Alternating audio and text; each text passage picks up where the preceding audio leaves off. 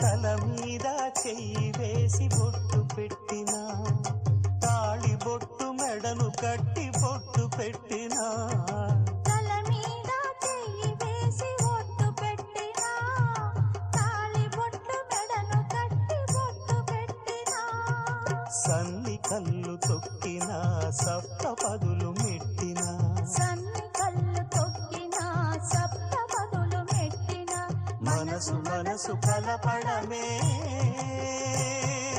మంత్రం పరమార్థం.